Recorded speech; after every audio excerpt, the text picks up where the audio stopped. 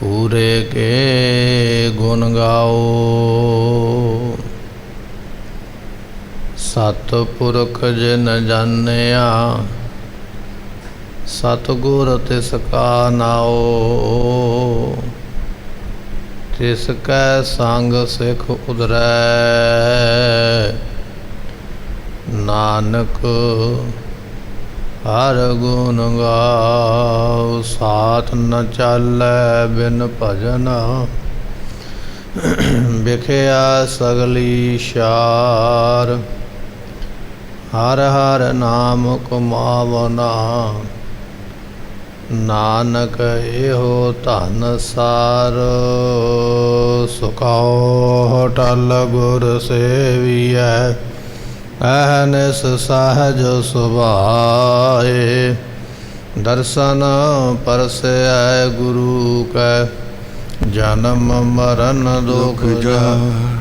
होवै सिफत खसमदी डोर अरसों कुरसों चटिया। तुद डिठे सच्चे पातशाह मल जन्म जन्म दी कटिया। डिठे सच्चे पातशाह मल जन्म जन्म दी कटिया। सतनाम श्री वाहिगुरु साहिब जीओ। सोरठ महला पंजवा। नाल नारायण मेरा जमदूत ना आवे नेरा। कंठ लाए प्रभ राखै सतगुर की सच साखा। गुर पूरा पूरी कीती दुश्मन मार वडारे सगले। दास को सुमत दीती नाल नारायण मेरा।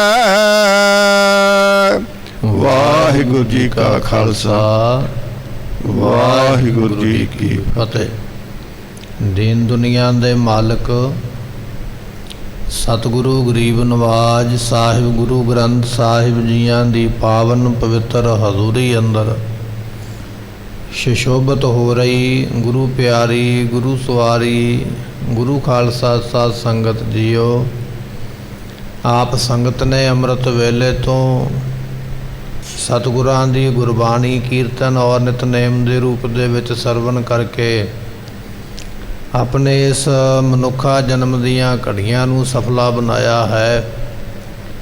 इस वेले लड़ीवार गुरबाणी दी कथा दे अंदर असीं शब्द दर शब्द सतगुरां दी गुरबाणी अर्थां दे समेत साखियां समेत और जिहड़े प्रमाण ने उन्हां दे समेत इस विचार नूं सरवण करके लाहा प्राप्त करते हाँ।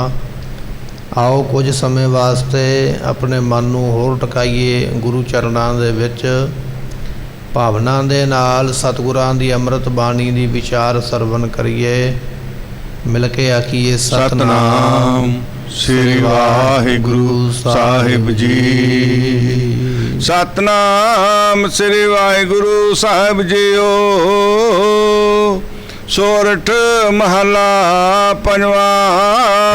पातशाह साहिब गुरु अर्जन देव महाराज साहब जियां दा ये शब्द आपां सोरठ राग दे विच सरवण कर रहे हाँ।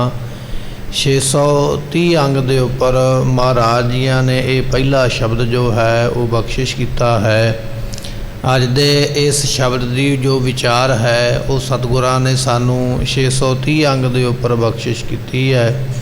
गुरु अर्जन देव पातशाह जियां दा ये पवित्र शब्द आपां सोरठ राग दे अंदर सरवण करन जा रहे हाँ। नाल नारायण मेरा। परमेश्वर दे कई नाम ने उन्हां कई नामां दे विचों एक नाम नारायण है। सतगुरां दी गुरबाणी ये बचन करदी है कि जो शेष नाग है वो परमात्मा दा नित नवां नाम ते आउंदा। ਤੇ ਪਰਮਾਤਮਾ ਨੇ ਉਸ ਨੂੰ 2000 ਜ਼ੁਬਾਨ ਦਿੱਤੀ ਹੈ। ਹਰੇਕ ਜ਼ੁਬਾਨ ਵਿੱਚੋਂ ਇੱਕ ਨਵਾਂ ਨਾਮ ਰੋਜ਼ ਲੈਂਦਾ ਹੈ, ਭਾਵ ਕਿ 2000 ਨਵੇਂ ਨਾਮ ਇਹ ਜਿਹੜਾ ਸ਼ੇਸ਼ਨਾਗ ਹੈ ਪਰਮਾਤਮਾ ਦੀ ਸਿਫਤ ਵਿੱਚ ਲੈਂਦਾ। ਇੰਨਾ ਵੱਡਾ ਉਹ ਗਿਆਨੀ ਹੈ, ਇੰਨਾ ਵੱਡਾ ਉਹ ਤੀਖਣ ਬੁੱਧੀ ਦਾ ਮਾਲਕ ਹੈ ਕਿ ਪਰਮਾਤਮਾ ਦੀ ਸਿਫਤ ਨੂੰ ਰੋਜ਼ ਨਵੇਂ ਨਾਮ ਦੇ ਨਾਲ ਯਾਦ ਕਰਦਾ। ਪਰਮਾਤਮਾ ਦੇ ਕਈ ਨਾਮਾਂ ਦੇ ਵਿੱਚੋਂ ਇੱਕ ਨਾਮ ਪਰਮਾਤਮਾ ਦਾ ਨਾਰਾਇਣ ਕਰਕੇ ਆਉਂਦਾ ਹੈ। ਨਾਰਾਇਣ ਤੋਂ ਭਾਵ ਹੁੰਦਾ ਗੁਰਮੁਖੋ ਨਰ ਆਇਨ। ਨਰ ਨਾਮ ਹੈ ਮਨੁੱਖ ਦਾ, ਆਇਨ ਨਾਮ ਆਇਆ ਹੋਇਆ, ਜਿਹੜਾ ਹਰੇਕ ਮਨੁੱਖ ਵਿੱਚ ਆਇਆ ਹੋਇਆ। ਇਹ ਪਰਮਾਤਮਾ ਦੇ ਨਾਮ ਦੇ ਅਰਥ ਨੇ। ਜਿਸ ਤਰ੍ਹਾਂ ਆਪਾਂ ਨਾਮ ਪੜ੍ਹ ਲੈਂਦੇ ਹਾਂ ਗੋਪਾਲ, ਗੋਪਾਲ ਤੋਂ ਭਾਵ ਗੋ ਨਾਮ ਧਰਤੀ ਦਾ, ਪਾਲ ਨਾਮ ਪਾਲਣ ਵਾਲੇ ਦਾ, ਤਾਂ ਉਸ ਨੂੰ ਗੋਪਾਲ ਕਿਹਾ ਜਾਂਦਾ। ਤੇ ਨਾਰਾਇਣ ਉਸ ਨੂੰ ਤਾਂ ਆਖਿਆ ਜਾਂਦਾ ਵੀ ਹਰੇਕ ਨਰ ਦੇ ਵਿੱਚ ਆਇਆ ਹੋਇਆ, ਹਰੇਕ ਮਨੁੱਖ ਦੇ ਵਿੱਚ ਆਇਆ ਹੋਇਆ। ਜਾਂ ਆਪਾਂ ਇਸ ਤਰ੍ਹਾਂ ਵੀ ਕਹਿ ਸਕਦੇ ਹਾਂ ਹਰੇਕ ਜੀਵ ਦੇ ਵਿੱਚ ਜਿਹੜਾ ਆਪ ਆ ਕੇ ਬੈਠਾ ਹੋਇਆ ਹੈ, ਸਾਰਿਆਂ ਵਿੱਚ ਜਿਹੜਾ ਸਮਾਇਆ ਘਟ ਘਟ ਮੈਂ ਹਰ ਜੂ ਬਸੈ। ਜਿਹੜਾ ਪਰਮਾਤਮਾ ਹਰੇਕ ਘਟ ਦੇ ਵਿੱਚ, ਹਰੇਕ ਹਿਰਦੇ ਵਿੱਚ ਬੈਠਾ ਹੈ, ਉਸ ਨੂੰ ਆਖਿਆ ਜਾਂਦਾ ਨਾਰਾਇਣ। ਇਹ ਪਰਮਾਤਮਾ ਦੇ ਕਈ ਨਾਮਾਂ ਦੇ ਵਿੱਚੋਂ ਇੱਕ ਨਾਮ ਹੈ। ਬਲਿਹਾਰੀ ਜਾਉ ਜੇਤੇ ਤੇਰੇ ਨਾਮ ਹੈ। ਗੁਰਬਾਣੀ ਦਾ ਮਹਾਵਾਕ ਹੈ, ਪਰਮਾਤਮਾ ਜਿੰਨੇ ਵੀ ਤੇਰੇ ਨਾਮ ਨੇ ਸਾਰਿਆਂ ਤੋਂ ਬਲਿਹਾਰ ਜਾਈਏ, ਕੁਰਬਾਨ ਜਾਈਏ, ਸਦਕੇ ਜਾਈਏ, ਕਿਉਂਕਿ ਤੇਰੇ ਸਾਰੇ ਨਾਮ ਹੀ ਮੁਕਤੀ ਕਰਨ ਦੀ ਸਮਰੱਥਾ ਰੱਖਦੇ ਨੇ।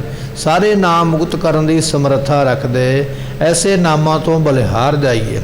ਇੱਥੇ ਮਹਾਰਾਜ ਜੀਆਂ ਨੇ ਨਾਰਾਇਣ ਸ਼ਬਦ ਲਿਖਿਆ ਹੈ, ਕਹਿਣ ਲੱਗੇ ਨਾਲ ਨਾਰਾਇਣ ਮੇਰਾ।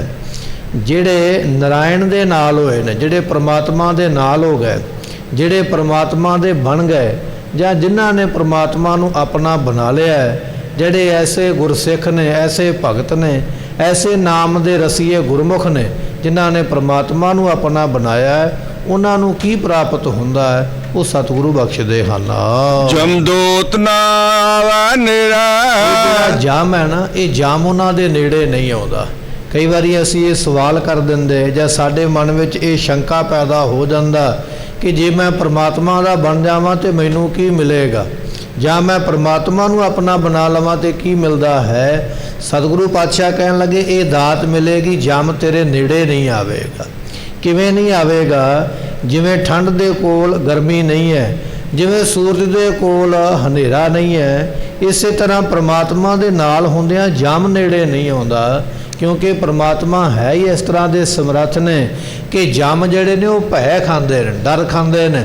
ਜਿਨ੍ਹਾਂ ਨੇ ਪਰਮਾਤਮਾ ਨੂੰ ਆਪਣਾ ਬਣਾ ਲਿਆ, ਨਾਰਾਇਣ ਦਾ ਜਿਨ੍ਹਾਂ ਨੇ ਜਾਪ ਕੀਤਾ ਹੈ, ਉਹ ਗੁਰਮੁਖਾਂ ਦੇ ਨੇੜੇ ਜਮ ਨਹੀਂ ਆਉਂਦਾ ਹੈ।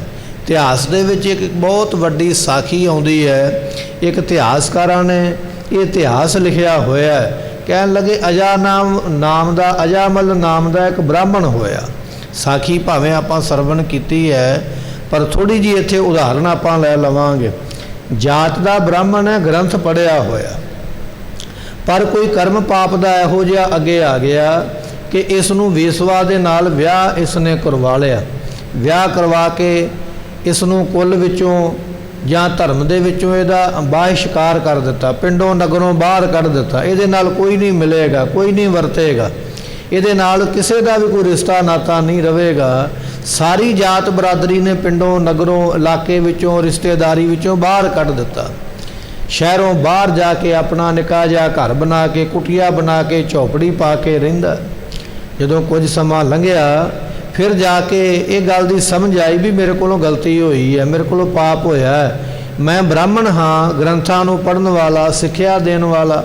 ਜੇ ਮੇਰੇ ਵਰਗਾ ਬ੍ਰਾਹਮਣ ਵੇਸਵਾ ਨਾਲ ਵਿਆਹ ਕਰਾਵੇ ਹੈ ਤੇ ਪਾਪ। ਇਸ ਗੱਲ ਦੀ ਸਮਝ ਆਈ। ਹੁਣ ਪਛਤਾਤਾਪ ਕਰਦਾ ਪਿਆ, ਗਲਤੀ ਤੇ ਹੋ ਗਈ ਹੈ, ਹੁਣ ਪਛਤਾਉਂਦਾ ਪਿਆ। ਤਾਂ ਹੀ ਸਤਿਗੁਰੂ ਅਮਰਦਾਸ ਮਹਾਰਾਜ ਨੇ ਲਿਖਿਆ, ਐਸਾ ਕੰਮ ਮੂਲੇ ਨਾ ਕੀਚੈ ਜਿਤ ਅੰਤ ਪਛੋਤਾਈਐ। ਉਹ ਕਰਮ ਨਾ ਕਰ ਜਿਹੜਾ ਬਾਅਦ ਵਿੱਚ ਤੈਨੂੰ ਪਛਤਾਉਣਾ ਪਵੇ। ਜਿਵੇਂ ਅਜਾਮਲ ਪਛਤਾਉਂਦਾ ਪਿਆ, ਕਰਮ ਤੇ ਕਰ ਲਿਆ ਪਰ ਹੁਣ ਪਛਤਾਵਾ ਲੱਗਾ। ਦਿਨ ਰਾਤ ਸੋਚਦਾ ਹੈ, ਪਰਮਾਤਮਾ ਅੱਗੇ ਬੇਨਤੀ ਕਰਦਾ ਹੈ, ਅਕਾਲ ਪੁਰਖ ਮੇਰੇ ਕੋਲੋਂ ਗਲਤੀ ਹੋਈ ਹੈ, ਕਿਰਪਾ ਕਰਕੇ ਮੈਨੂੰ ਮਾਫ ਕਰਕੇ ਅਤੇ ਮੈਨੂੰ ਫਿਰ ਉਸੇ ਤਰ੍ਹਾਂ ਚੰਗੇ ਜੀਵਨ ਦੇ ਵੱਲ ਜੋੜਿਆ ਜਾਵੇ। ਮੈਨੂੰ ਇਹ ਜਨਮਾਂ ਦੇ ਵਿੱਚ ਨਾ ਆਉਣਾ ਪਵੇ, ਜਮਾਂ ਦੀ ਮਾਰ ਨਾ ਖਾਣੀ ਪਵੇ, ਇਹ ਮੇਰੇ 'ਤੇ ਕਿਰਪਾ ਕਰੋ। ਜਦੋਂ ਅਰਦਾਸਾਂ ਬੇਨਤੀਆਂ ਕਰਦਾ ਹੈ, ਕਹਿਣ ਲੱਗੇ ਇੱਕ ਦਿਨ ਕੋਈ ਸੰਤ ਮਹਾਤਮਾ ਆਪਣੇ ਜਿਹੜੇ ਸੇਵਕਾਂ ਦੇ ਨਾਲ ਕਿਤੇ ਰਸਤੇ ਵਿੱਚੋਂ ਜਾ ਰਿਹਾ, ਤੇ ਜਦੋਂ ਅਜਾਮਲ ਨੇ ਵੇਖਿਆ ਨਾ ਉਹਨਾਂ ਨੂੰ ਜਾਂਦਿਆਂ ਹੋਇਆਂ, ਦੌੜ ਕੇ ਭੱਜ ਕੇ ਬੁਲਾ ਕੇ ਲੈ ਕੇ ਆਇਆ, ਜੀ ਮੇਰੇ ਘਰੇ ਜ਼ਰੂਰ ਚਰਨ ਪਾ ਦਿਓ। ਮਹਾਤਮਾ ਜਿਹੜੇ ਸਨ ਉਹ ਕਿਸੇ ਹੋਰ ਇਲਾਕੇ ਦੇ ਰਹਿਣ ਵਾਲੇ, ਇਹਦੀ ਬੇਨਤੀ ਕਰਨ ਅਤੇ ਉਹਨਾਂ ਨੂੰ ਇਹ ਪਤਾ ਲੱਗਾ ਵੀ ਇਹ ਬ੍ਰਾਹਮਣ ਹੈ, ਇਹਦੇ ਘਰ ਵਿੱਚ ਆ ਗਿਆ, ਪ੍ਰਸ਼ਾਦਾ ਪਾਣੀ ਛਕਿਆ ਤੇ ਬੜੇ ਖੁਸ਼ ਹੋਏ। ਜਦੋਂ ਖੁਸ਼ ਹੋਏ ਤੇ ਫਿਰ ਇਸ ਨੇ ਆਪਣੀ ਸਾਰੀ ਜਿਹੜੀ ਕਰਤੂਤ ਹੈ ਨਾ, ਜੋ ਵੀ ਇਹਨੇ ਕਰਮ ਕੀਤਾ, ਉਹ ਫਿਰ ਇਹਨੇ ਦੱਸਿਆ। ਕਹਿਣ ਲੱਗਾ ਜੀ ਮੇਰੇ ਕੋਲੋਂ ਆਹ ਗੁਨਾਹ ਹੋਇਆ, ਵਿਸਵਾ ਨਾਲ ਵਿਆਹ ਕਰਵਾ ਲਿਆ, ਬਰਾਦਰੀ ਵਿੱਚੋਂ, ਰਿਸ਼ਤੇਦਾਰੀ ਵਿੱਚੋਂ, ਨਗਰ ਵਿੱਚੋਂ ਮੈਨੂੰ ਬਾਹਰ ਕੱਢ ਦਿੱਤਾ ਗਿਆ। ਆਪ ਜੀ ਕਿਰਪਾ ਕਰੋ, ਮੇਰਾ ਭਲਾ ਕਿਵੇਂ ਹੋਵੇ, ਇਹ ਮੈਨੂੰ ਉਪਦੇਸ਼ ਦੇਵੋ। ਹੁਣ ਮਹਾਤਮਾ ਜਾਣਦੇ ਵੀ ਇਹ ਵਿਦਵਾਨ ਹੈ, ਜੇ ਸਿੱਧਾ ਹੀ ਆਖਿਆ ਵੀ ਨਾਮ ਜਪ, ਇਹਨੇ ਕਈ ਅੱਗੋਂ ਸਵਾਲ ਖੜੇ ਕਰਦੇ ਨੇ, ਨਾਮ ਜਪਿਆ ਕੀ ਹੋਵੇਗਾ, ਨਾਮ ਕਿਵੇਂ ਜਪਾਂਗਾ, ਟਾਈਮ ਕਿਹੜਾ, ਸਮਾਂ ਕਿਹੜਾ, ਇਹ ਕਈ ਤਰ੍ਹਾਂ ਦੇ ਅੱਗੋਂ ਸਵਾਲ ਕਰੇਗਾ। ਤੇ ਮਹਾਤਮਾ ਨੇ ਕੇਵਲ ਇੰਨਾ ਬਚਨ ਕੀਤਾ, ਕਹਿਣ ਲੱਗੇ ਕਿ ਤੇਰੇ ਘਰ ਵਿੱਚ ਆਉਣ ਵਾਲੇ ਸਮੇਂ ਵਿੱਚ ਬਾਲਕ ਪੈਦਾ ਹੋਣਾ, ਉਸ ਬਾਲਕ ਦਾ ਨਾਮ ਹੀ ਨਰਾਇਣ ਰੱਖ ਦੇ। ਭਾਵ ਇਹ ਸੀ ਵੀ ਵਾਰ-ਵਾਰ ਇਹ ਆਪਣੇ ਪੁੱਤਰ ਨੂੰ ਆਵਾਜ਼ ਮਾਰੇਗਾ, ਭਾਵੇਂ ਪੁੱਤਰ ਤੇ ਇਹਦੇ ਪਹਿਲਾਂ ਵੀ ਨੇ, ਪਰ ਜਿਹੜਾ ਹੁਣ ਜਨਮੇਗਾ ਛੋਟੇ ਨਾਲ ਇਹਦਾ ਸਭ ਤੋਂ ਵੱਧ ਪ੍ਰੇਮ ਪੰਨਾ। ਵਾਰ-ਵਾਰ ਆਪਣੇ ਪੁੱਤਰ ਨੂੰ ਬੁਲਾਉਣ ਵਾਸਤੇ, ਗੱਲ ਕਰਨ ਵਾਸਤੇ ਇਹ ਨਰਾਇਣ ਨੂੰ ਜਦੋਂ ਯਾਦ ਕਰੇਗਾ, ਤੇ ਨਰਾਇਣ ਨਾਮ ਪਰਮਾਤਮਾ ਦਾ ਹੈ, ਕਿਸੇ ਨਾ ਕਿਸੇ ਬਹਾਨੇ ਇਹਨੂੰ ਪਰਮਾਤਮਾ ਦਾ ਨਾਮ ਚੇਤੇ ਆਵੇਗਾ। ਇਹ ਉਹਨਾਂ ਨੇ ਇੱਕ ਬਹਾਨਾ ਬਣਾਇਆ, ਬਹਾਨੇ ਨਾਲ ਪਰਮੇਸ਼ਰ ਦਾ ਨਾਮ ਯਾਦ ਕਰਵਾਉਣਾ। ਜਿਵੇਂ ਅਸੀਂ ਹੱਥ ਵਿੱਚ ਮਾਲਾ ਪਕੜਦੇ ਹਾਂ, ਤੇ ਮਾਲਾ ਜਿਹੜੀ ਹੈ ਇੱਕ ਬਹਾਨਾ ਹੈ ਰੱਬ ਨੂੰ ਯਾਦ ਕਰਨ ਦਾ, ਕਿ ਮਾਲਾ ਹੱਥ ਵਿੱਚ ਵੇਖ ਕੇ ਸਾਨੂੰ ਇਹ ਚੇਤਾ ਆ ਜਾਵੇ ਵੀ ਮੈਂ ਪਕੜੀ ਕਾਹਦੇ ਵਾਸਤੇ ਹੈ, ਇਹਨੂੰ ਫੜਿਆ ਕਾਹਦੇ ਵਾਸਤੇ ਹੈ। ਫਿਰ ਯਾਦ ਆਵੇਗੀ ਮਾਲਾ ਤੇ ਤਾਂ ਫੜੀ ਹੈ ਸਿਮਰਨ ਕਰਨ ਵਾਸਤੇ, ਨਾਮ ਜਪਣ ਵਾਸਤੇ। ਉਹ ਮਾਲਾ ਤੇਰੇ ਹੱਥ ਵਿੱਚ ਫਿਰੇਗੀ ਔਰ ਤੂੰ ਮੁਖੋਂ ਵਾਹਿਗੁਰੂ ਵਾਹਿਗੁਰੂ ਕਹੇਂਗਾ, ਤੇਰਾ ਭਲਾ ਹੋ ਜਾਵੇਗਾ। ਇਹ ਹੈ ਤੇ ਇੱਕ ਚੰਗਾ ਤਰੀਕਾ ਸੀ ਸਿਮਰਨ ਵੱਲ ਲਾਉਣ ਵਾਸਤੇ, ਨਾਮ ਜਪਾਉਣ ਵਾਸਤੇ, ਪਰ ਦੁਨੀਆ ਦੇ ਲੋਕਾਂ ਨੇ ਉਸ ਕਰਮ ਨੂੰ ਪਖੰਡ ਦੇ ਵਿੱਚ ਲੈ ਆਂਦਾ, ਪਖੰਡ ਕਰਮ ਉਸ ਨੂੰ ਬਣਾ ਲਿਆ ਵੀ ਜਪਣਾ ਨਹੀਂ ਹੈ, ਵਿਖਾਵਾ ਜ਼ਰੂਰ ਕਰਨਾ ਹੈ। ਪਰ ਇਹ ਇੱਕ ਤਰੀਕਾ ਸੀ ਉਹਨਾਂ ਗੁਰਮੁਖਾਂ ਦੇ ਵੱਲੋਂ, ਸਾਧੂਆਂ ਦੇ ਵੱਲੋਂ, ਮਹਾਤਮਾ ਦੇ ਵੱਲੋਂ ਇਹ ਦੱਸਿਆ ਗਿਆ ਵੀ ਇਸ ਤਰੀਕੇ ਨਾਲ ਤੂੰ ਨਾਮ ਜਪ ਕੇ ਤੇਰਾ ਭਲਾ ਹੋ ਸਕਦਾ ਹੈ। ਪਰ ਉਸ ਤਰੀਕੇ ਨੂੰ ਦੁਨੀਆ ਦੇ ਲੋਕਾਂ ਨੇ ਪਖੰਡ ਵਿੱਚ ਲੈ ਆਂਦਾ, ਬਹੁਤੀਆਂ ਮਾਲਾ ਗਲ ਵਿੱਚ ਪਾ ਲਈਆਂ, ਹੱਥਾਂ 'ਤੇ ਬੰਨ੍ਹ ਲਈਆਂ, ਵਿਖਾਵੇ ਮਾਤਰ ਕਰਮ ਨੂੰ ਕਰ ਦਿੱਤਾ ਵੀ ਅਸੀਂ ਕੇਵਲ ਵਿਖਾਵਾ ਕਰਦੇ ਪਏ। ਸੋ ਇਸੇ ਤਰ੍ਹਾਂ ਮਹਾਤਮਾ ਨੇ ਇੱਕ ਬਹਾਨਾ ਬਣਾਇਆ ਕਿ ਆਪਣੇ ਪੁੱਤਰ ਦਾ ਹੀ ਨਾਮ ਨਰਾਇਣ ਰੱਖ, ਤੇ ਭਾਵ ਇਹ ਸੀ ਵੀ ਵਾਰ-ਵਾਰ ਰੱਬ ਦੇ ਨਾਮ ਨੂੰ ਯਾਦ ਕਰੇਗਾ ਤੇ ਨਾਮ ਜਪਿਆ ਇਹਦਾ ਭਲਾ ਹੋਣਾ। ਭਾਵੇਂ ਕਿ ਕਈ ਸਾਖੀਆਂ ਨੇ ਵੀ ਨਾਮ ਜਪ ਕੇ ਭਲਾ ਹੁੰਦਾ ਹੈ, ਜਿਵੇਂ ਇੰਦਰ ਰਾਜਾ ਸ਼ਰਾਪ ਲੈ ਕੇ ਤੇ ਫੁੱਲਾਂ ਦੀ ਬਗੀਚੀ ਵਿੱਚ ਲੁਕ ਗਿਆ, ਤੇ ਗੁਰੂ ਬ੍ਰਹਸਪਤ ਨੇ ਫਿਰ ਨਾਮ ਜਪਾ ਕੇ ਉਸ ਨੂੰ ਉਸ ਸ਼ਰਾਪ ਤੋਂ ਮੁਕਤ ਕੀਤਾ। ਇਸੇ ਤਰ੍ਹਾਂ ਮਹਾਤਮਾ ਨੇ ਇਸ ਨੂੰ ਨਰਾਇਣ ਦਾ ਨਾਮ ਦੱਸਿਆ। ਹੁਣ ਪੁੱਤਰ ਘਰ ਵਿੱਚ ਪੈਦਾ ਹੋਇਆ, ਨਾਮ ਰੱਖਿਆ ਨਰਾਇਣ, ਵਾਰ-ਵਾਰ ਉਸ ਨੂੰ ਬੁਲਾਉਂਦਾ ਨਰਾਇਣ ਨਰਾਇਣ ਕਰਕੇ ਯਾਦ ਕਰਦਾ। ਤੇ ਕਹਿਣ ਲੱਗੇ ਜਦੋਂ ਅੰਤਲਾ ਸਮਾਂ ਆਇਆ, ਜਮ ਲੈਣ ਵਾਸਤੇ ਆਏ, ਜਮਾਂ ਨੂੰ ਵੇਖ ਕੇ ਅਜਾਮਲ ਡਰਿਆ ਤੇ ਡਰ ਕੇ ਆਪਣੇ ਪੁੱਤਰ ਨੂੰ ਆਵਾਜ਼ ਦਿੰਦਾ ਹੈ, ਹੇ ਨਰਾਇਣ ਮੇਰੀ ਰੱਖਿਆ ਕਰੋ। ਤੇ ਜਦੋਂ ਨਰਾਇਣ ਦਾ ਨਾਮ ਲਿਆ ਤੇ ਜਮ ਜਿਹੜੇ ਸਨ ਰੱਬ ਦਾ ਨਾਮ ਸੁਣ ਕੇ ਦੌੜ ਗਏ, ਇਹ ਪ੍ਰਮਾਤਮਾ ਨੂੰ ਯਾਦ ਕਰਦਾ ਪਿਆ ਹੈ। ਸਤਿਗੁਰੂ ਪਾਤਸ਼ਾਹ ਕਹਿਣ ਲੱਗੇ, ਭਾਈ ਇਹ ਨਰਾਇਣ ਦਾ ਨਾਮ ਏਡਾ ਵੱਡਾ ਹੈ, ਇਸ ਨਾਮ ਨੂੰ ਅਜਾਮਲ ਨਾਮ ਦੇ ਇੱਕ ਬ੍ਰਾਹਮਣ ਨੇ ਵੀ ਜਪਿਆ ਹੈ, ਤੇ ਜਮਾਂ ਤੋਂ ਉਹਦਾ ਹੋ ਗਿਆ ਛੁਟਕਾਰਾ ਅਤੇ ਉਹ ਫਿਰ ਦੇਵਲੋਕ ਨੂੰ ਚਲਾ ਗਿਆ। ਮਹਾਰਾਜ ਕਹਿਣ ਲੱਗੇ, ਨਾਲ ਨਰਾਇਣ ਮੇਰਾ ਜਮ ਦੂਤ ਨਾ ਆਵੈ ਨੇਰੇ। ਜਿਨ੍ਹਾਂ ਦੇ ਨੇੜੇ ਪ੍ਰਮਾਤਮਾ ਹੁੰਦਾ ਹੈ ਉਹਨਾਂ ਦੇ ਨੇੜੇ ਜਮ ਨਹੀਂ ਆਉਂਦੇ, ਜਮ ਦੂਰ ਰਹਿੰਦੇ ਨੇ, ਪੈ ਖਾਂਦੇ ਨੇ। ਨਾ ਹੋ ਨਾ ਤੂੰ ਨਾ ਛੁਟੈ ਨਿਕਟ ਨਾ ਜਾਈਓ ਦੂਤ। ਇਹ ਜਿਹੜਾ ਧਰਮ ਰਾਜਾ ਹੈ ਉਹ ਆਪਣੇ ਦੂਤਾਂ ਨੂੰ ਇਹ ਗੱਲ ਕਹਿ ਰਿਹਾ ਕਿ ਮੈਂ ਵੀ ਨਹੀਂ ਛੁਟਾਂਗਾ ਔਰ ਤੁਸੀਂ ਵੀ ਨਹੀਂ ਛੁਟੋਗੇ। ਕਿਵੇਂ? ਕਿਉਂਕਿ ਰੱਬ ਦੇ ਭਗਤਾਂ ਦੇ ਕੋਲ ਜਾਣਾ ਨਹੀਂ। ਰੱਬ ਦੇ ਭਗਤ ਜਿਹੜੇ ਨੇ ਜੇ ਚਲੇ ਗਏ ਤੇ ਆਪਾਂ ਨੂੰ ਸਜ਼ਾ ਮਿਲੇਗੀ। ਜਿਵੇਂ ਆਪਾਂ ਸਾਖੀ ਇੱਕ ਦੁਆਪਰ ਯੁੱਗ ਦੀ ਸਰਵਣ ਕਰਦੇ ਹਾਂ ਕਿ ਇੱਕ ਮਹਾਤਮਾ ਸਨ, ਜਿਨ੍ਹਾਂ ਨੇ ਬੜੀ ਬੰਦਗੀ ਕੀਤੀ ਹੈ। ਅਤੇ ਉਸ ਮਹਾਤਮਾ ਨੇ ਕਿਤੇ ਨਿੱਕੀ ਉਮਰ ਹੈ, ਜਦੋਂ ਬਚਪਨ ਦੇ ਵਿੱਚ ਸਨ, ਸਮਝ ਨਹੀਂ, ਕੋਈ ਨਿੱਕੀ ਮੋਟੀ ਗਲਤੀ ਕਰ ਦਿੱਤੀ ਤੇ ਧਰਮਰਾਜ ਨੇ ਜਨਮ ਦੇ ਵਿੱਚ ਉਹ ਕਰਮ ਲਿਖ ਦਿੱਤਾ, ਜਿਹੜਾ ਅਗਲਾ ਜਨਮ ਮਿਲਣਾ, ਜਨਮ ਦੇ ਵਿੱਚ ਕਰਮ ਲਿਖ ਦਿੱਤਾ ਵੀ ਇਸ ਨੇ ਇਹ ਕਰਮ ਕੀਤਾ, ਇਹਨੂੰ ਇਹ ਸਜ਼ਾ ਮਿਲੇਗੀ। ਤੇ ਜਦੋਂ ਉਹ ਮਹਾਤਮਾ ਨੂੰ ਸਜ਼ਾ ਮਿਲੀ ਨਾ, ਸੂਲੀ ਤੇ ਚਾੜਨ ਦਾ ਹੁਕਮ ਹੋਇਆ, ਉਹ ਬੜੇ ਹੈਰਾਨ ਹੋਏ, ਕਹਿਣ ਲੱਗੇ ਪਾਪ ਤੇ ਮੈਂ ਕੋਈ ਕੀਤਾ ਨਹੀਂ, ਤੇ ਸੂਲੀ ਵਿੱਚ ਕਿਉਂ ਚੜ੍ਹਨਾ ਹੈ? ਕਹਿਣ ਲੱਗੇ ਸੂਲੀ ਵਿੱਚ ਤੇ ਫਿਰ ਚੜਾਂਗੇ, ਪਹਿਲਾਂ ਧਰਮਰਾਜ ਇਹਨੂੰ ਪੁੱਛੀਏ ਵੀ ਇਹ ਸਜ਼ਾ ਕਿਹੜੀ ਗੱਲ ਦੀ ਹੈ। ਤੋ ਮਹਾਤਮਾ ਜਿਹੜੇ ਸਣੇ ਸਰੀਰ ਹੀ ਧਰਮਰਾਜ ਦੇ ਦਰਬਾਰ ਵਿੱਚ ਪਹੁੰਚੇ, ਜਾ ਕੇ ਕਹਿਣ ਲੱਗੇ ਦੱਸ ਮੇਰੀ ਕੀ ਗਲਤੀ ਹੈ ਜੋ ਮੈਨੂੰ ਸਜ਼ਾ ਸੂਲੀ ਦੀ ਹੋਈ ਹੈ। ਤੇ ਧਰਮਰਾਜਾ ਜੀ ਕਹਿਣ ਲੱਗੇ, ਕਹਿੰਦੇ ਤੁਸੀਂ ਬਚਪਨ ਦੇ ਵਿੱਚ ਆਹ ਇੱਕ ਕਰਮ ਪਾਪ ਦਾ ਕੀਤਾ। ਤੇ ਉਹ ਮਹਾਤਮਾ ਕਹਿਣ ਲੱਗੇ, ਕਹਿੰਦੇ ਬਚਨ ਇਹ ਹੈ ਕਿ ਬਚਪਨ ਵਿੱਚ ਸਮਝ ਨਹੀਂ ਹੁੰਦੀ ਬੱਚੇ ਨੂੰ, ਬੱਚਾ ਬੇਸਮਝ ਹੁੰਦਾ ਤੇ ਬੇਸਮਝੀ ਵਿੱਚ ਕੀਤਾ ਗਿਆ ਕਰਮ ਉਹਦੀ ਪਾਪ ਐਡੀ ਵੱਡੀ ਸਜ਼ਾ ਨਹੀਂ ਹੁੰਦੀ ਹੈ, ਕਿਉਂਕਿ ਉਹ ਬੇਸਮਝੀ ਵਿੱਚ ਕੀਤਾ ਗਿਆ, ਗਿਆਨ ਵਿੱਚ ਨਹੀਂ ਕੀਤਾ ਗਿਆ। ਤੇ ਮੈਂ ਬੇਸਮਝ ਸੀ ਬਚਪਨ ਦੇ ਵਿੱਚ, ਤੇ ਜੇ ਮੈਂ ਨਿੱਕੀ ਉਮਰੇ ਕੋਈ ਨਿੱਕਾ ਗੁਨਾਹ ਕਰ ਲਿਆ ਉਹਦੀ ਸਜ਼ਾ ਇੰਨੀ ਵੱਡੀ ਵੀ ਸੂਲੀ ਤੇ ਚੜ੍ਹ ਕੇ ਮਰਨਾ ਪਵੇ। ਜਦੋਂ ਇਹ ਬਚਨ ਮਹਾਤਮਾ ਦੇ ਮੁਖੋਂ ਸੁਣਿਆ ਤੇ ਧਰਮਰਾਜਾ ਡਰ ਗਿਆ ਉਸ ਵੇਲੇ ਵੀ ਇਹ ਤੇ ਵਾਕਿਆ ਹੀ ਗੱਲ ਠੀਕ ਹੈ, ਮੈਂ ਸਜ਼ਾ ਵੱਡੀ ਦੇ ਬੈਠਾ।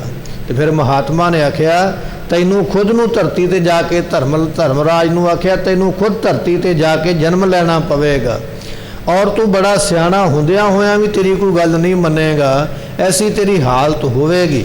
ਤੇ ਕਹਿਣ ਲੱਗੇ ਉਸ ਧਰਮਰਾਜ ਨੂੰ ਦੁਨੀਆ ਤੇ ਆ ਕੇ ਜਨਮ ਲੈਣਾ ਪਿਆ ਅਤੇ ਮਹਾਭਾਰਤ ਦੇ ਜੰਗ ਦੇ ਵਿੱਚ ਸ਼ਮੂਲੀਅਤ ਹੋਈ ਅਤੇ ਉਸਨੇ ਪਾਂਡਵਾਂ ਦਾ ਸਾਥ ਦਿੱਤਾ। ਸੋ ਇਹ ਲੰਮੀ ਸਾਖੀ ਆਪਾਂ ਫਿਰ ਕਿਤੇ ਇਸ ਇਤਿਹਾਸ ਨੂੰ ਸਰਵਣ ਕਰਾਂਗੇ।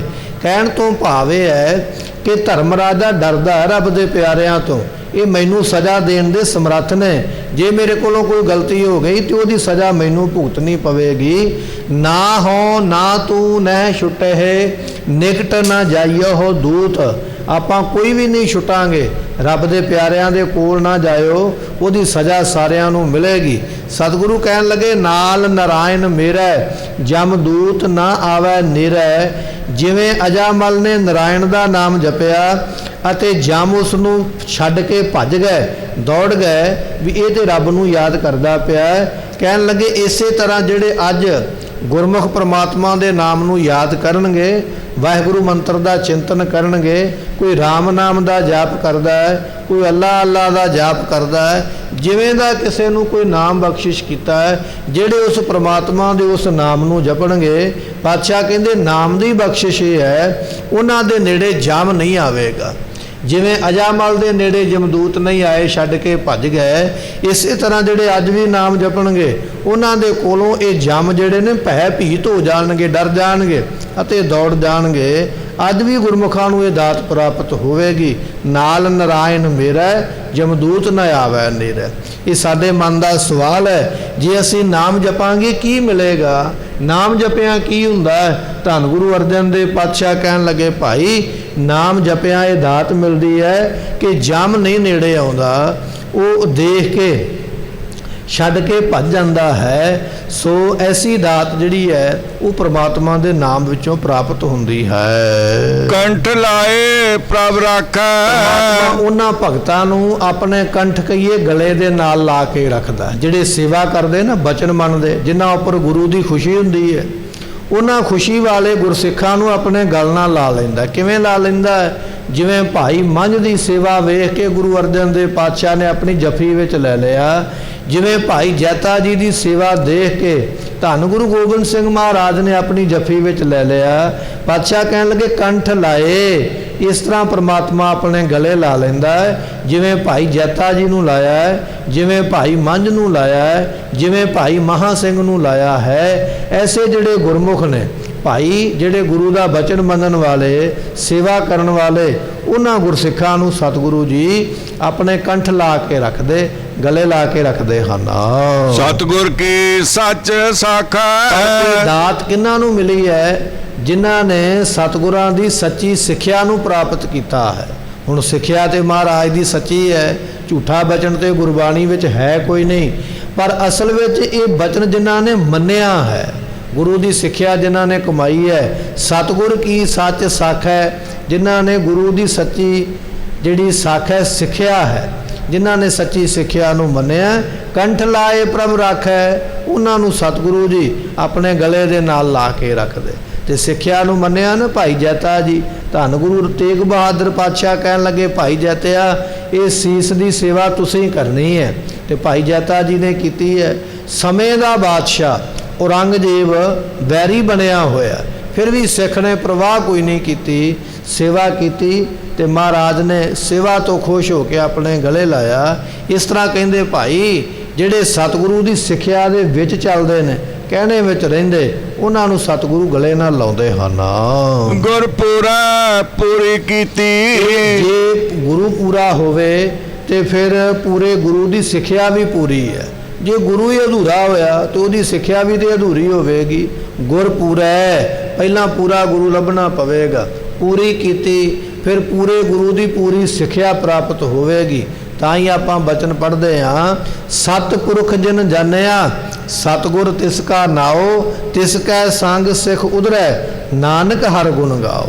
गुरु कौन है? जिन्हें परमेश्वर नूं जानिया, असल विच वो है पूरा गुरु। तो जिन्हां ने पूरे गुरु कोलों उपदेश ले लिया, पातशाह कहन लगे वो परमेश्वर नूं आप भी जान लेंदे। इस करके ये बचन बड़ा ध्यान विच रखण वाला है। पखंडी गुरु कोल जाण दी बजाए पहला पूरे गुरु की प्राप्ति कर, तो पूरे गुरु की फिर सिक्ख्या लै।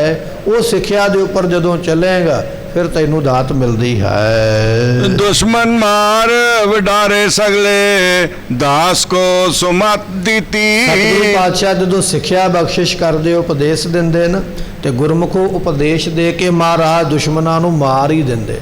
दुश्मन किहड़े ने? काम, क्रोध, लोभ, मोह ते हंकार। काम क्रोध नगर बहु भरिया, मिल साधु खंडल खंडा है। ये गुरबाणी का महावाक है। ये साडा हिरदे रूपी जिहड़ा नगर है ना, पिंड साडा हिरदा, इहदे विच भाई काम क्रोध लोभ मोह हंकार भरे बैठे हुए ने। पर सतगुरां दी संगत विच आएगा, साधु की संगत विच आउंदा ते सतगुरु सारिआं नूं मार के उन्हां नूं परे कर दिंदे, नाश कर दिंदे। इत्थे महाराज कहन लगे दुश्मन मार वडारे सगले, सारे दुश्मनां नूं मार के ते वडारे कहिए नाश ही कर दिता। नाश करन तो भाव ये हुंदा है कि उन्हां दा नामो निशान ही मुका दिता। कला मारिया नहीं, मारी हुई चीज़ तो दिसदी पई है, पर सतगुरु जी दुश्मन नूं मार के बिल्कुल नाश कर देंदे, उहदा मूल मुद्दा ही खत्म कर देंदे। ऐसी दात महाराज जी दिंदे।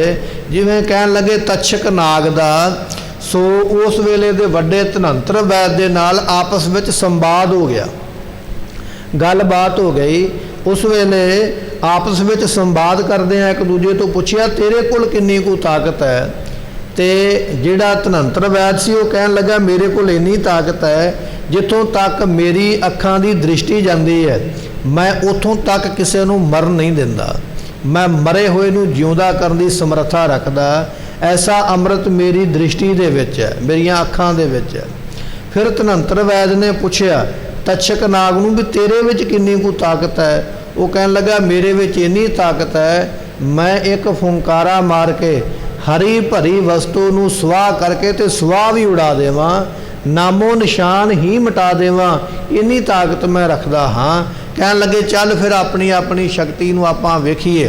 ते कहन लगे कि पिपल दे रुख दे उपर एक लकड़हारा चढ़िया होया, पिपल नूं कटदा पिया, हरिया भरिया पिपल है।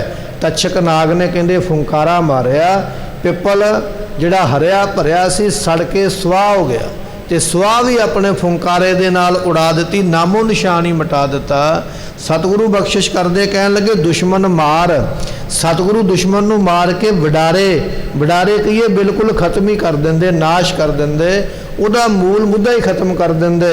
जिवें तक्षक नाग ने पिपल नूं साड़िया तो जरूर है, पर साड़न तो मगरों उसकी सुआह भी उड़ा दी, नामो निशान ही खत्म कर दिता भी इत्थे कदे पिपल भी कदे होया करदा। महाराज कहन लगे सतगुरु ऐसे समर्थ दुश्मन मार, दुश्मन नूं मार दे, दुश्मन काम क्रोध नूं मार के फिर वडारे बिल्कुल उन्हां दा मूल मुद्दा ही खत्म कर देंदे। दास को समत दीती, अपने दासां नूं महाराज जी ਸ੍ਰੇਸ਼ਟ ਮਤ ਦੇਣ ਵਾਲੇ, ਸ੍ਰੇਸ਼ਟ ਸਿੱਖਿਆ ਦੇਣ ਵਾਲੇ ਹਨ। ਰਹਾਉ ਪ੍ਰਭ ਸਗਲੇ ਥਾਨ ਵਸਾਏ। ਸਤਿਗੁਰਾਂ ਨੇ ਕਿਰਪਾ ਕਰਕੇ ਸਾਡੇ ਸਾਰੇ ਥਾਨ ਜਿਹੜੇ ਨੇ ਵਸਾਏ ਨੇ। ਘਰ ਸੁਖ ਵਸਿਆ, ਬਾਹਰ ਸੁਖ ਪਾਇਆ, ਐਸੀ ਦਾਤ ਮਹਾਰਾਜ ਜੀ ਦਿੰਦੇ। ਘਰ ਬਾਹਰ ਦੇ ਵਿੱਚ ਬੇਅੰਤ ਬਖਸ਼ਿਸ਼ਾਂ ਪਾਤਸ਼ਾਹ ਕਰਦੇ ਹਨ। ਸੁਖ ਸ਼ਾਂਤ ਫਿਰ ਆਏ। ਸੁਖ ਤੇ ਆਨੰਦ ਦੇ ਸਮੇਤ ਆਪਣੇ ਘਰ ਦੇ ਵਿੱਚ ਪ੍ਰਾਪਤ ਹੋਏ ਆ। ਧੰਨ ਗੁਰੂ ਅਰਜਨ ਦੇਵ ਪਾਤਸ਼ਾਹ ਮਹਾਰਾਜ ਜੀ ਗੁਰੂ ਕੀ ਵਡਾਲੀ ਨਗਰ ਵਿੱਚ ਗਏ। ਸਾਹਿਬਜ਼ਾਦੇ ਗੁਰੂ ਹਰਗੋਬਿੰਦ ਪਾਤਸ਼ਾਹ ਜੀਆਂ ਦਾ ਅਵਤਾਰ ਹੋਇਆ। ਉਸ ਤੋਂ ਬਾਅਦ ਵਿੱਚ ਸ੍ਰੀ ਅੰਮ੍ਰਿਤਸਰ ਦੀ ਧਰਤੀ ਤੇ ਆ ਗਏ।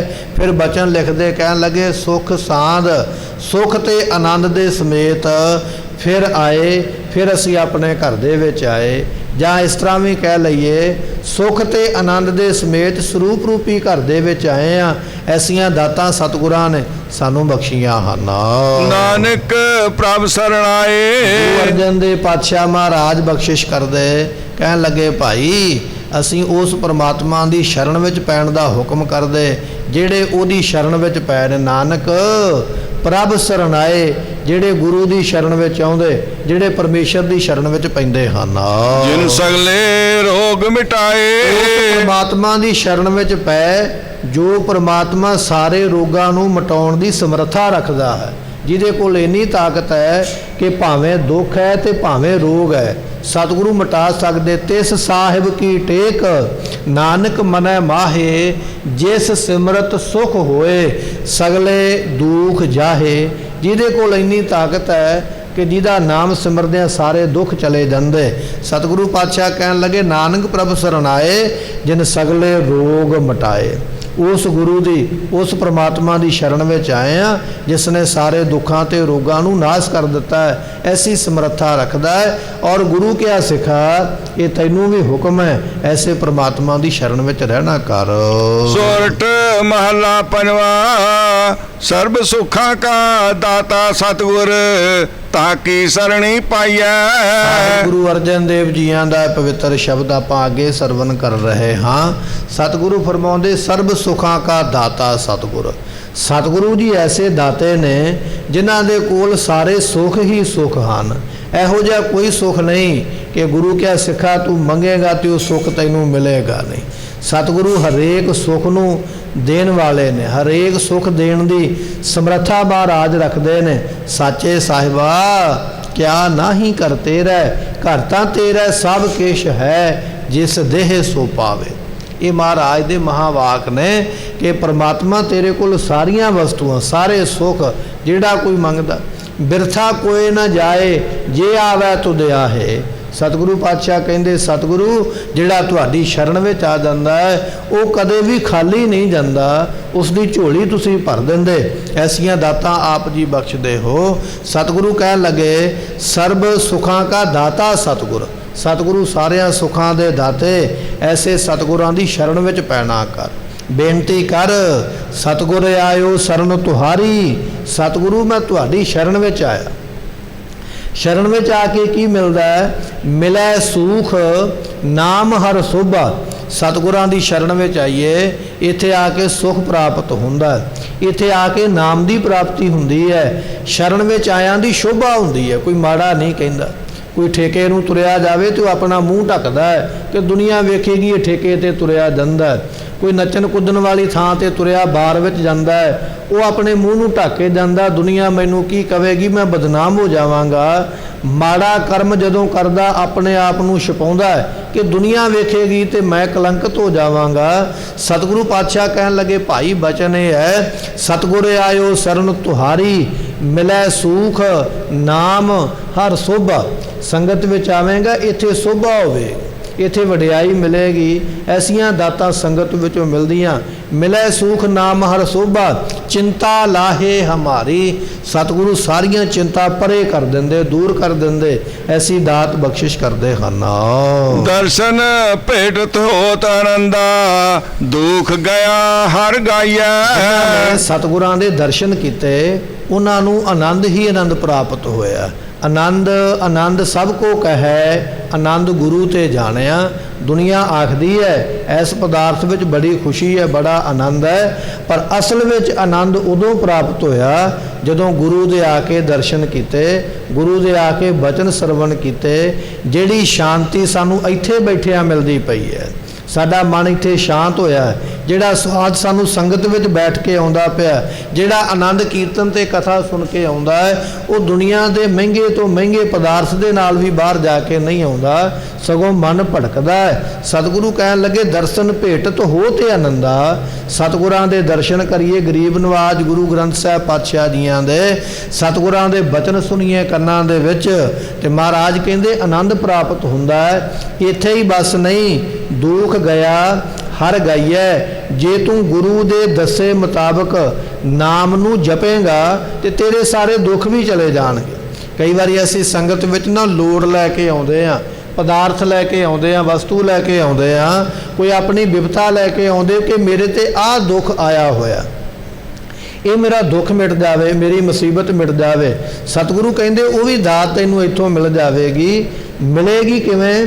ਹਰ ਗਾਈਐ, ਜਦੋਂ ਪਰਮੇਸ਼ਰ ਦੇ ਨਾਮ ਨੂੰ ਗਾਵੇਂਗਾ, ਉਹਦੇ ਨਾਮ ਨੂੰ ਜਪੇਂਗਾ। ਤੇ ਪਾਤਸ਼ਾਹ ਕਹਿਣ ਲੱਗੇ ਦੁੱਖ ਗਿਆ, ਫਿਰ ਤੇਰੇ ਦੁੱਖ ਸਾਰੇ ਚਲੇ ਜਾਣਗੇ, ਪਰੇ ਹੋ ਜਾਣਗੇ, ਭੱਜ ਜਾਣਗੇ। ਐਸੀ ਦਾਤ ਮਿਲਦੀ ਹੈ। ਹਰ ਰਸ ਪੀਵੋ ਭਾਈ। ਇਸ ਕਰਕੇ हे ਭਾਈ, ਪਰਮਾਤਮਾ ਦੇ ਨਾਮ ਰਸ ਨੂੰ ਪੀਵੋ। ਜਿਹੜਾ ਅੰਮ੍ਰਿਤ ਰਸ ਹੈ ਨਾ, ਪਰਮੇਸ਼ਰ ਦਾ ਨਾਮ, ਉਸ ਨੂੰ ਪੀ ਭਾਈ। ਉਹ ਕਿਵੇਂ ਪੀਵੇਂਗਾ ਕਿ ਜਿਵੇਂ ਅਸੀਂ ਚਾਟੀ ਦੇ ਵਿੱਚ ਮਧਾਣੀ ਰਿੜਕਦੇ ਹਾਂ, ਤੇ ਮਧਾਣੀ ਰਿੜਕਣ ਤੋਂ ਉਪਰੰਤ ਮੱਖਣ ਵੀ ਮਿਲ ਜਾਂਦਾ, ਲੱਸੀ ਵੀ ਮਿਲ ਜਾਂਦੀ ਹੈ। ਇਸੇ ਤਰ੍ਹਾਂ ਆਪਣੀ ਜ਼ੁਬਾਨ ਨੂੰ ਮਧਾਣੀ ਬਣਾ ਲੈ, ਇਹਦੇ ਨਾਲ ਰਾਮ ਰਾਮ ਕਰਿਆ ਕਰ।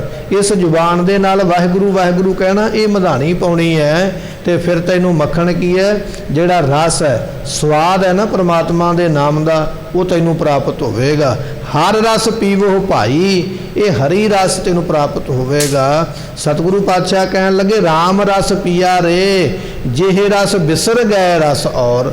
ਰੱਬ ਦੇ ਨਾਮ ਦਾ ਸਵਾਦ ਇੰਨਾ ਕਿ ਦੁਨੀਆ ਦੇ ਸਵਾਦ ਭੁੱਲ ਜਾਂਦੇ, ਦੁਨੀਆ ਦੇ ਸਵਾਦ ਫਿੱਕੇ ਲੱਗਣ ਲੱਗ ਪੈਂਦੇ। ਐਸੇ ਉਹਦੇ ਨਾਮ ਦੇ ਸਵਾਦ ਨੂੰ ਤੂੰ ਲੈਣਾ ਕਰ। ਨਾਮ ਜਪੋ ਨਾਮੋ ਆਰਾਧੋ, ਗੁਰਪੂਰੇ ਕੀ ਸਰਣਾਈ। ਸਤਿਗੁਰੂ ਬਖਸ਼ਿਸ਼ ਕਰਦੇ, ਜਦੋਂ ਨਾਮ ਨੂੰ ਜਪੇਂਗਾ, ਨਾਮ ਨੂੰ ਅਰਾਧੇਂਗਾ। ਅਰਾਧਨ ਤੋਂ ਭਾਵ ਹੁੰਦਾ ਸਿਮਰਨ ਕਰਨਾ, ਸਿਮਰਨ ਤੋਂ ਭਾਵ ਹੁੰਦਾ ਗੁਰਮੁਖੋ ਯਾਦ ਕਰਨਾ। ਨਾਮ ਨੂੰ ਜਪਣਾ, ਨਾਮ ਨੂੰ ਜਪਣਾ ਯਾਦ ਕਰਕੇ। ਹੁਣ ਸਮਾਂ ਹੋ ਗਿਆ ਮੈਂ ਬਾਣੀ ਪੜ੍ਹ ਲਵਾਂ, ਹੁਣ ਸਮਾਂ ਹੋ ਗਿਆ ਮੈਂ ਨਾਮ ਜਪ ਲਵਾਂ, ਹੁਣ ਸਮਾਂ ਮਿਲਿਆ ਮੈਂ ਗੁਰੂ ਨੂੰ ਯਾਦ ਕਰ ਲਵਾਂ। ਸਤਿਗੁਰੂ ਪਾਤਸ਼ਾਹ ਕਹਿਣ ਲੱਗੇ ਨਾਮ ਜਪੋ। ਇਹ ਤੁਹਾਨੂੰ ਵਾਰ-ਵਾਰ ਬਚਨ ਕੀਤਾ ਹੈ, ਦਿਨ ਰਾਤੀਆਂ ਆਰਾਧੋ ਪਿਆਰੋ, ਨਿਮਖ ਨਾ ਕੀਜੈ ਢੀਲਾ। ਦਿਨੇ ਰਾਤ ਜਦੋਂ ਸਮਾਂ ਮਿਲੇ ਨਾਮ ਜਪ ਜਿੰਨਾ ਜਪਿਆ ਜਾਂਦਾ। ਅਗਲਾ ਬਚਨ ਮਹਾਰਾਜ ਕਹਿਣ ਲੱਗੇ ਆਰਾਧਨ ਤੋਂ ਭਾਵ ਹੁੰਦਾ ਸਿਮਰਨ ਕਰਨਾ। ਜਿੰਨਾ ਯਾਦ ਕੀਤਾ ਜਾਂਦਾ ਗੁਰੂ ਨੂੰ, ਓਨਾ ਯਾਦ ਕਰ।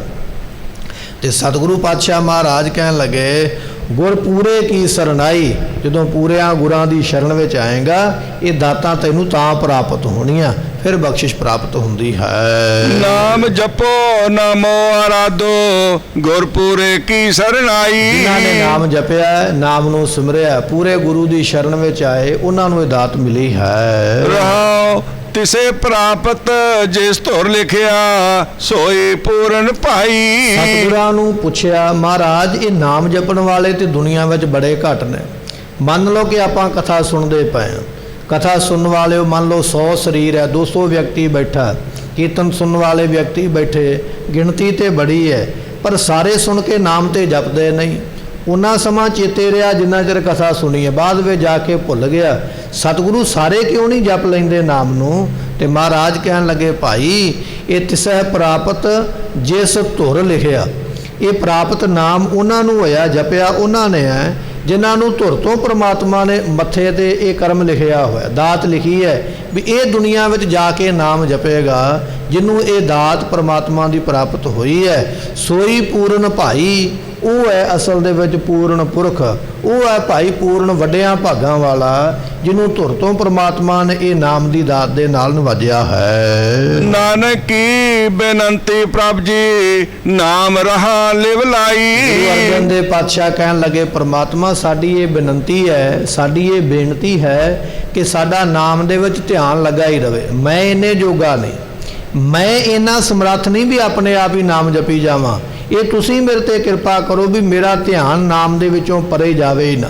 ਗੁਰੂ ਕਿਹਾ ਸਿੱਖਾ ਤੂੰ ਵੀ ਇਹ ਬੇਨਤੀ ਕਰ, ਐ ਗਰੀਬ ਨਵਾਜ ਸਤਿਗੁਰੂ ਮੈਂ ਤੁਹਾਡੀ ਸ਼ਰਨ ਵਿੱਚ ਆਇਆ, ਮੇਰੀ ਸ਼ਰਨ ਵਿੱਚ ਆਏ ਦੀ ਆਪ ਦੀ ਲਾਜ ਰੱਖੋ। ਲਾਜ ਕੀ ਰੱਖਣੀ ਹੈ ਕਿ ਮੇਰੇ ਮਨ ਤੋਂ ਕਦੇ ਤੁਹਾਡਾ ਨਾਮ ਭੁੱਲੇ ਹੀ ਨਾ, ਮੇਰੀ ਜ਼ੁਬਾਨ ਆਪਣੇ ਆਪ ਹੀ ਜਪਦੀ ਰਵੇ। ਇਹ ਮੈਨੂੰ ਦਾਤ ਦਿਓ, ਇਹ ਮੈਂ ਆਪ ਜੀ ਦੀ ਸ਼ਰਨ ਵਿੱਚ ਆਇਆ ਹਾਂ।